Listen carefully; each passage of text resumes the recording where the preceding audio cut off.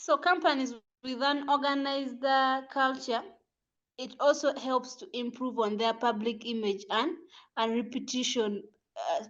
People usually make assumptions about businesses based on their interactions within and outside of the organization, because most times the culture that is within the organization is actually what is usually also displayed outside to the public. So an organization that has an organized culture, it also improves on its public image and reputation.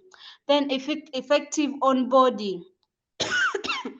So effective onboarding, more and more businesses with an organization culture are relying on effective onboarding practices to train new hires. So onboarding practices include like orientations, training, performance management programs that help employees access the right resources and for them to also like better transition into their roles. This is mainly usually used by the HR team.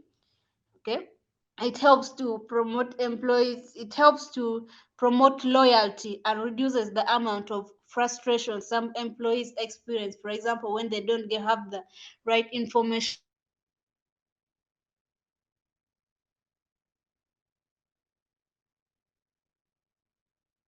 needed for them to also like better transition into their onboarding. Jared, scroll down. Hello. Yeah, we're here. I scroll down. And then the healthy team environment. Culture also helps to improve the workflow and guides the decision-making process. It helps teams to overcome barriers of ambiguity. Team members who are informed and knowledge about certain processes are often more motivated to finish their projects or their work with having a clear culture that unifies employees and promotes organized work structure that will help them in turn to work together with purpose. And then I didn't give a conclusion on that. I went through because that was still under the same how culture contributes to performance. Then I looked at the negative impact of culture on performance. This one I actually noted down only one, but I think we should add more. In cases where managers are not facilitators but masters, employees live with fear and distrust, and work is nothing but a drudge. Since they are not involved in the overall, so most times when employees are not engaged so much in the work, and for example, situations where you find that the bosses or the managers are the ones that facilitate or dictate everything for employees, and there is no openness to like critique or to also share opinions. It only means that employees will live in fear and distrust, and that will mean that in the overall organization goals they do not understand the implication of their task, and they may not be committed to achieving what the goals of the organization. And an organization where there is no cooperation between different departments end up having employees working in in silos, working towards undermining the efforts of the other departments, which is detrimental to the overall health of the organization. So it's important for employees to understand. Okay, as a manager, you should make sure that your employees understand their task and also how their tasks contribute to the overall organization goals and development. So my conclusion here was that in conclusion, organization culture to a large extent determines the performance of the employees. Therefore, it is in the interest of organizations to eliminate negative factors that slow down employee performance in order to foster a positive workplace environment or a positive organization culture. Uh, there are the references, Jared. Just a moment. Okay. Jared, you're scrolling. Okay, Yes. just go over. Yes, you're scrolling. No, I stopped Part B. scrolling. Hello? Yes, part B. You're Okay. scrolling up to part B. This is No. just references. Okay, I scrolled to part B. I thought you were saying. There? That is Oh, reference. That was the reference for part A. okay. Okay. So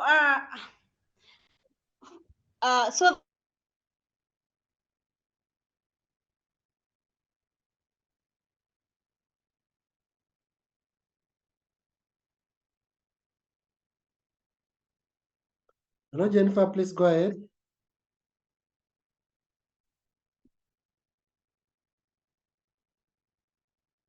Hello, Jennifer. My network. So culture is considered a potential competitive advantage by 82% of more than 7,000 CEOs and HR leaders from 130 countries, according to the Deloitte Global Human Capital Trends 2016 report. For a manager to be able to change a specific culture, he must understand the different cultural levels like artifacts, exposed values, language, rituals, and ceremonies material. So these are usually what represents an organization. So public sector usually operates on the assumptions. So I went ahead to note, because remember, they here on our this on the question, it showed that this manager is moving from a public sector to a profit making organization. So on my end, I thought it would also be wise to highlight that public sector usually operates on assumptions of the public sector paradox, which has limitations. Therefore, a manager who has moved from public sector where mainly hierarchy culture is adopted as opposed to the market culture. Now if you read through further, you will notice that under the public sector paradox, they mainly use two cultural levels, which is hierarchy level and also part of advocacy. But under the organization structure, they use all of these. But now an entrepreneur or profit making organization will mainly use market culture and clan culture. However, they still also have some bit of ad that word adhocracy and hierarchy. So these are the steps I would take to develop an entrepreneurial culture. So I think in our introduction, it's better to highlight that, because but you'll give your feedback. So the first step I would take as a manager first is to reach a consensus on the current desired culture. So before making moves to improve the company culture, I would establish some ideas of what the new culture would look like by determining the desired cultural goals. So the first step is to formalize this vision and put it into words. For instance, how often should meetings be held?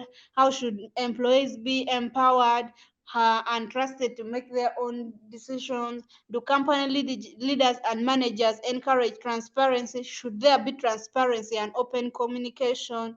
And then would the company benefit more from a more customer focused work environment? Okay. Or imagining a loud and vibrant creative workplace. And then also I'll seek opinion from people at different levels of the organization or company and ensure that they agree and understand the vision to be used by the new company. Okay. Then I would also assess and evaluate the current culture.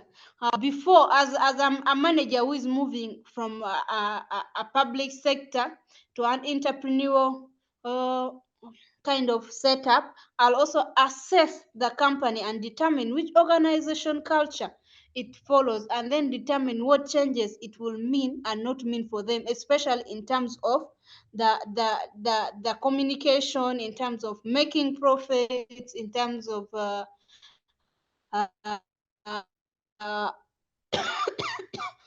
employees sharing their feedback to the performance or to the success.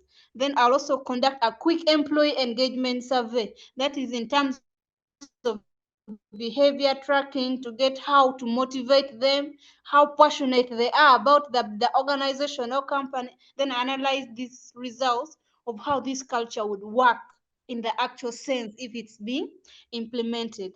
Then this would also be through the employees sharing their thoughts and opinions on the different type of culture and what they think this type of culture would would look like for them and also for the company. Because employees as a whole play so much a big role in implementing what culture looks like in an organization. So they would be central. Then, Gerard, you scroll quite a bit. So they would also contribute to decide what aspects to keep, what to let go, what to improve. So, so after assessing whether the core values, mission, and long-term goals need a refresh to continue guiding the people in the right direction, I'll have a clear understanding of the work that needs to be established in the new organization's identity. Then also create a culture, a culture transformation plan. A culture transformation plan, first identify what that culture transformation goals, timeline, and the benchmarks I'll use to assess the progress. Then I'll lay out core values so that they make sense with the envisioned company culture. Okay. Then as well structure its evolution through looking at the long-term goals, like what we hope to achieve in the next 5 years, what we hope to achieve in the next 10 years, what we hope to achieve in the next 20 years. Then also identify Hello, Jennifer. network. Hello, Jennifer. We can't hear you now. Went off a bit. So after creating your culture transformation plan, now I'll go to update the organization. So successful culture transformation integrates the new values into the company's identity and employee experience. So I'll consider how the company's updated mission, core values, and culture goals will impact its operations. For example, what changes will I need to make sure that the system and process reflect the new cultural identity? If it's in terms of performance reviews, if it's in terms of benefits, in terms of communications and feedback practices, then update the company's policies, procedures, branding to reflect these changes. Then also align employee behavior with the new cultural values by recognizing and rewarding actions. For example, for those that maybe stick to this new culture. And then also evaluate progress